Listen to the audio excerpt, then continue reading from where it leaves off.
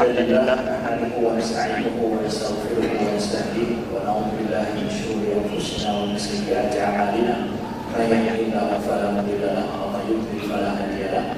Asyhadu an la ilaha illallah wahdahu la syarika lahu wa asyhadu anna Muhammadan abduhu wa rasuluh.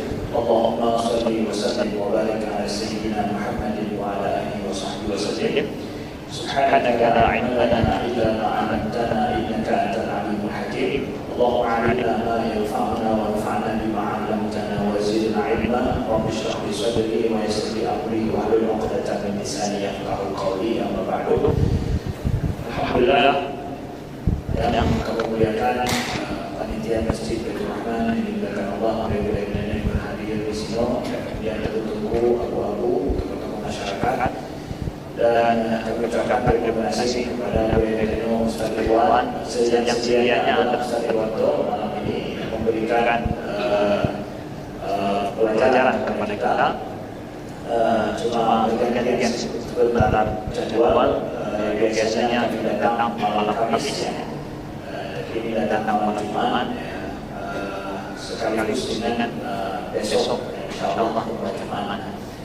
Jadi insyaallah kita akan melanjutkan kajian kita membahas kitab Al-Isyarah ila Madhabul Haq yang dikarang oleh Imam Abu Ishaq Al-Syirazi yang meninggal tahun 476 Hijriah. Bagi yang mungkin baru pertama mengikuti kajian kitab ini adalah kitab tentang ilmu akidah yang dijelaskan dan ditulis oleh Imam Abu Ishaq untuk menjelaskan madhab ahlul haq dalam bidang akidah itu seperti apa. Karena pada masa beliau banyak terjadi diskusi tentang masalah-masalah akidah, baik masalah ketuhanan, begitu juga masalah kenabian, begitu juga masalah imamah. Jadi beliau menulislah kitab ini, beliau tuliskan kitab ini untuk memutuskan permasalahan-permasalahan yang banyak diperbincangkan pada saat itu, di mana sikap ahlus sunnah dalam hal itu, ahlul haq dalam hal tersebut. Dan kita sudah membaca dan membahas beberapa pertemuan, dan pada malam ini kita akan masuk pada tema baru, tema terakhir pembahasan beliau tentang masalah an-nubuwah wal imamah. Jadi pembahasan tentang kenabian dan tentang masalah imamah. Imamah ini adalah apa? Imamah ini adalah masalah kepemimpinan setelah Nabi sallallahu alaihi wasallam. Jadi tiga topik yang biasanya dibahas di dalam ilmu akidah. Yang pertama topik masalah ilahiyat, masalah ketuhanan, kedua adalah an-nubuwat, ya, ketiga adalah sam'iyat. Ya, tentang masalah ketuhanan, tentang masalah kenabian, dan juga tentang masalah hari kiamat. Dan para ulama ahlus sunnah biasanya di akhir kitab itu akan membahas tentang masalah al-imamah. Al-imamah ini adalah masalah kepemimpinan di dalam Islam. Kenapa dibahas di dalam buku akidah? Memangnya masalah imamah itu masalah akidah. Dalam mazhab ahlus sunnah, masalah imamah bukan masalah akidah. Bukan, tapi dia masalah fikih, masalah siasah, itu masuk ranah fikih, bukan ranah akidah. Tapi para ulama kita ternyata membahas juga masalah ini dalam kitab-kitab akidah. Kenapa? Karena masalah dengan orang Syiah, yang orang Syiah menganggap masalah imamah ini masalah akidah. Ya, jadi masalah imamah, masalah kepemimpinan dalam Islam ini, mereka menganggap perbedaan masalah ini bisa menjadi kafir seseorang. Dan mereka mengkafirkan orang lain, dan termasuk para sahabat, hanya gara-gara masalah imamah ini, masalah kepemimpinan. Siapa yang berhak menjadi pemimpin Islam, pemimpin umat Islam setelah Nabi SAW? Pertanyaan ini dijawab oleh orang Syiah. Ya. Dan dijawab juga oleh ulama ahlus sunnah. Tapi jawaban orang Syiah, jawaban masalah akidah, kalau enggak sama dengan mereka, maka mereka bisa mengkafirkan orang lain. Jadi mereka masukkan itu pembahasan dalam masalah akidah. Sedangkan ahlus sunnah wal jamaah, masalah kepemimpinan setelah Nabi itu ranahnya adalah ranah bidang fikih, bukan masalah akidah. Ada perbedaan di sini, itu enggak menjadikan orang jadi muslim kafir, enggak begitu. Itu mazhab Ahlus Sunnah wal Jamaah. Maka sekarang kita bacakan bagaimana Abu Ishaq Al-Syirazi menjelaskan kepada kita bagaimana pendapat ulama-ulama Ahlus Sunnah Ahlul Haq berkenaan tentang masalah al-imamah dan masalah kenabian ini. Qala rahimahullahu ta'ala wa nafa'ana Allah bi'ulumihi fi daraini. Thumma ya'taqiduna anna afdalan nasi ba'da Rasulillah sallallahu alaihi wasallam Abu Bakar, thumma Umar, thumma Uthman, thumma Ali radhiyallahu anhum, wa anna al-muqaddamu fil khilafah huwa al-muqaddam fil fadilah listihalati taqdimil mafdul 'ala al-fadil li'annahum kanu yura'una al-afdal fal afdal. Kemudian Ahlul Haq ini dalam bidang masalah para sahabat dan imamah dan khilafah ya. Bagaimana Ahlul Haq Ahlus Sunnah berkeyakinan dalam masalah ini? Bahwa Ahlul Haq berkeyakinan bahwa sebaik-baik orang setelah Rasulullah itu adalah Abu Bakar yang pertama, yang kedua adalah Umar, ketiga adalah Uthman, dan keempat adalah Ali radhiyallahu anhu. Wa annal muqaddam, bahwa yang pertama menjadi khalifah itu lebih baik daripada yang kedua, kedua lebih baik daripada yang ketiga, ketiga lebih baik daripada yang keempat. Begitu. Jadi sebagaimana silsilah turunan daripada akhir daripada khilafah itu, begitulah mulia dan fadilah para sahabat itu. Jadi setelah Nabi yang terbaik siapa? Adalah Abu Bakar pertama, kedua Ali, ketiga Utsman, kedua adalah Umar, ketiga Utsman, keempat baru Ali karramallahu wajhah. Begitu Ahlus Sunnah Ahlul Haq meyakini tentang masalah para sahabat.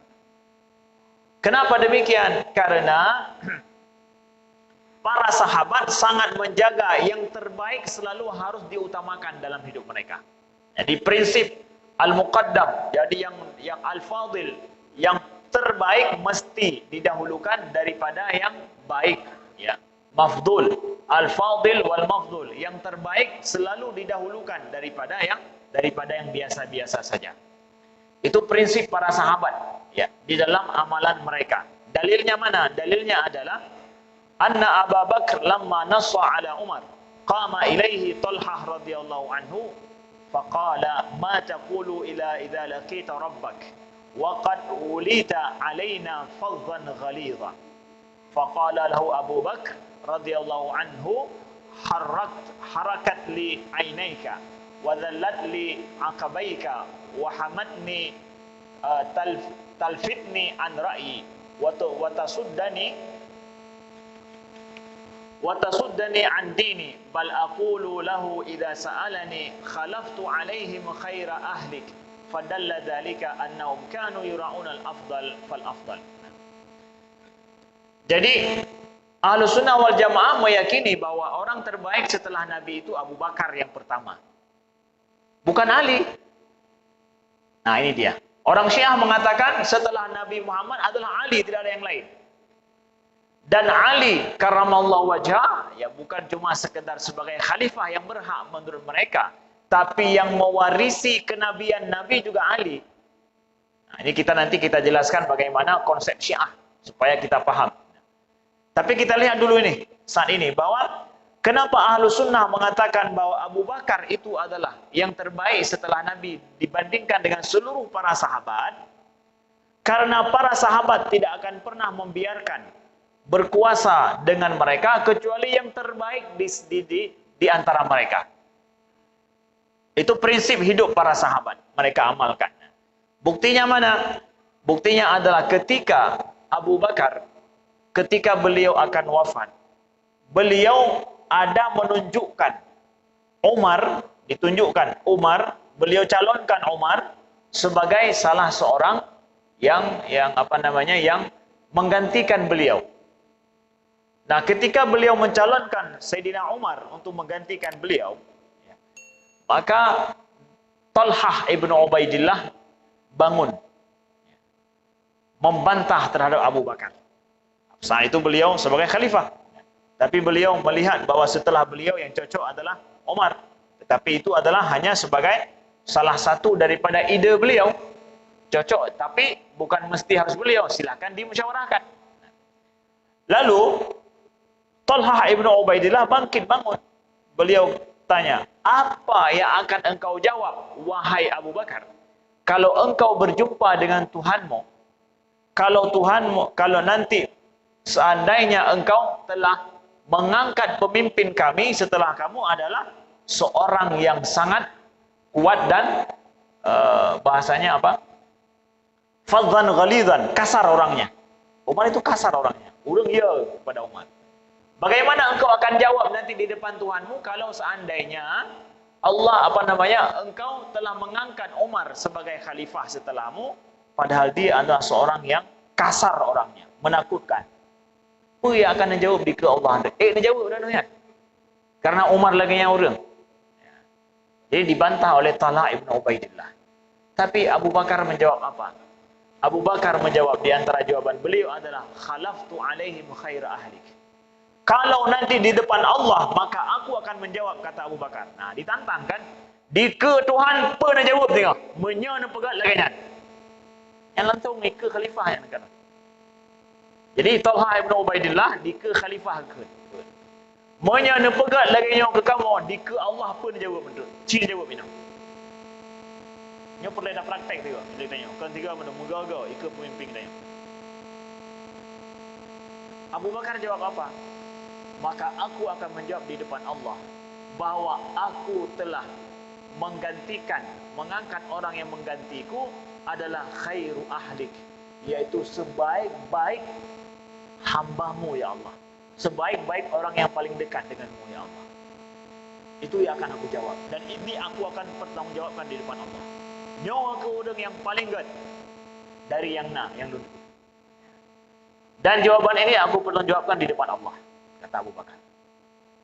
Nah, ini membuktikan, kata Abu Isa Al-Shirazi, bahwa para sahabat kalau bukan yang terbaik, mereka enggak akan rela ada yang memimpin mereka. Yang tampil di depan tidak akan mereka rela kecuali yang terbaik. Nah, kalau para sahabat semua membiarkan ataupun rela Abu Bakar yang menjadi pemimpin mereka, setelah itu Umar yang menjadi pemimpin mereka, berarti menunjukkan daripada semua para sahabat itu yang terbaik pertama Abu Bakar, yang kedua adalah Umar. Buktinya mereka ridho.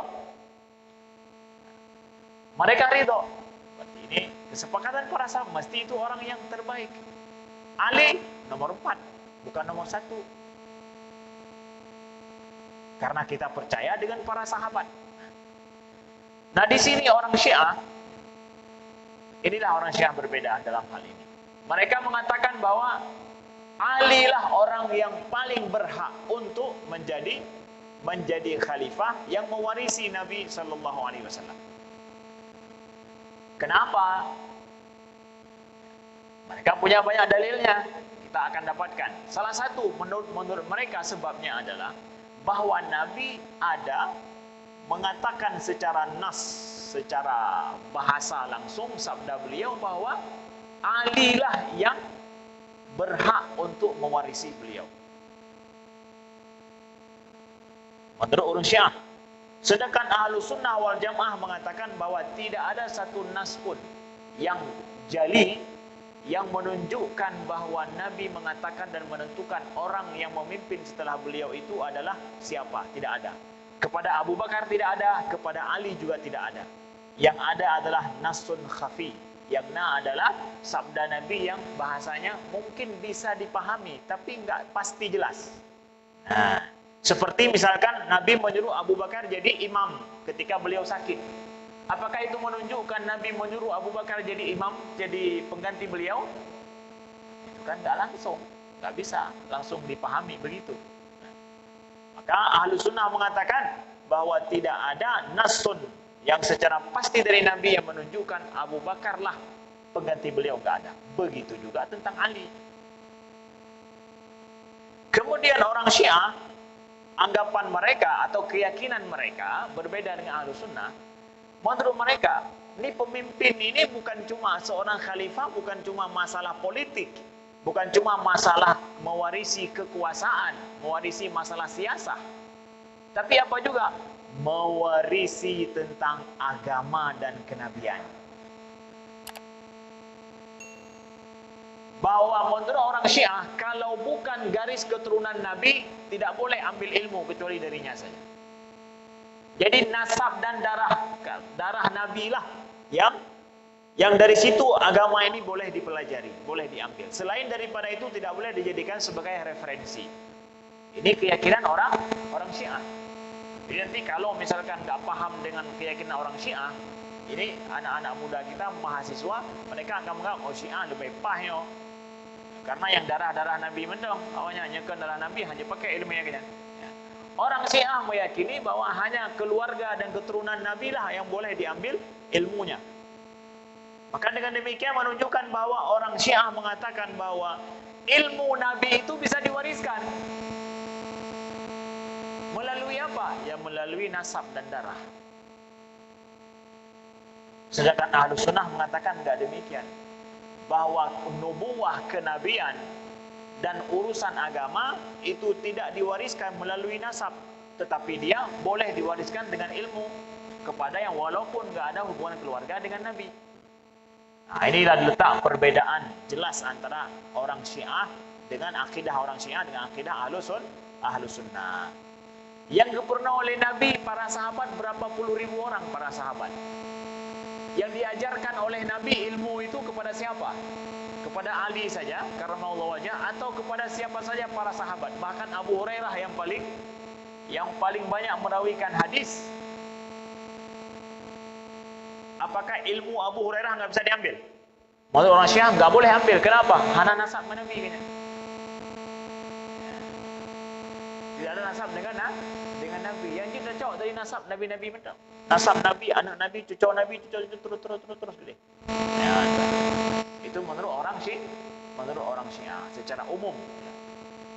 Menurut orang Syiah. Maka nanti orang Syiah kalau misalkan mereka membeberkan ataupun mengajak yang belum paham tentang hal ini, mereka akan ngajak begini. Kalau lihat air, misalkan air, itu supaya air itu terjamin bersih, itu kan semua saluran air atau pipa-pipanya itu kan harus bersih kan? Supaya sampai ke bawah harus bersih. Nah, air sampai ke akhir harus bersih. Maka pipa harus bersih. Nah, keturunan Nabi bersih enggak? Bersih. Nah, berarti ilmu dari keturunan Nabi saja yang kita ambil. Yang lain enggak boleh ambil. Itu logika orang Syiah. Jadi menipugah apa awak Syiah lagi kena maju yang hanum problem. Kalau demikian, berapa puluh ribu para sahabat yang belajar dengan Nabi enggak boleh diambil ilmunya. Lanjut. Kan konsekuensi berat kan? Kita akan tidak mau terima ilmu para sahabat. Enggak akan terima. Maka Imam Syafi'i enggak ada di situ. Imam Syafi'inya hanya hubungan yang kan udip mata Nabi. Kemudian sahabat yang lain lah, Muaz bin Jabal kiban dema. Oh, hanya hubungannya ni Muaz bin Jabal kan darah Nabi-nya. Hanya pakai Umar lebih-lebih elok. Orang Syiah. Ini sedikit perbedaannya. Ahlussunnah wal Jamaah mengatakan tidak. Siapa dia yang diajarkan oleh Nabi, ilmu Nabi itu siapa yang diajarkan kepada para sahabat, maka ambillah ilmu itu. Ilmu itu bukan cuma dengan nasab, enggak. Ada dari keluarga Nabi yang belajar dengan Nabi diajarkan, maka ambil ilmu dari itu. Dari Sayyidah Aisyah radhiyallahu anha ambil ilmunya, ambil istri beliau. Orang Syiah enggak boleh. Kenapa? Enggak ada nasab dengan Nabi, hana darah Nabi nah puto dengki berarti. Ya, benar. Yang mufhum logika orang Syiah. Ya. Jadi istri Nabi itu enggak bisa. Jadi yang dengan Nabi hanya cowok. Ya. Itu logika orang Syiah. Jadi berapa banyak para sahabat enggak diakui yang kemadu. Mandum hana lagi kecuali si dua kan. Ya, itu orang Syiah. Makanya dalam kitab ini dijelaskan tetap Ahlus Sunnah wal Jamaah berkeyakinan dalam hal ini. Abu Bakar, Umar, Utsman dan Ali itu orang terbaik. Bahwa Abu Bakar tidak merebut kekuasaan daripada Ali, tidak, tapi beliau diangkat dengan ijma' para sahabat. Para sahabat tidak mungkin berkhianat. takut kepada Abu Bakar. Siapa Abu Bakar? Umar lebih. Nabi mentang kadang sering gebantah oleh Umar. Apalagi Abu Bakar yang orangnya lembut. Abu Bakar lembut orangnya. Ya, dengan Umar, ya, orang tak kala jelasnya keboleh, tegak boleh Umar. Tapi dibiarkan. Kenapa? Membuktikan bahwa beliau adalah menjadi khalifah secara sah. Ijma' para sahabat. Maknanya kalau kita enggak mengakui Abu Bakar, sama dengan kita menuduh khianat semua para sahabat. Atau kebanyakan daripada para sahabat. Kami Ahlus Sunnah sungguh tidak logis menganggap seperti itu. Maka keyakinan orang Syiah ini ditolak oleh para ulama dan juga oleh Ahlus Sunnah wal Jamaah.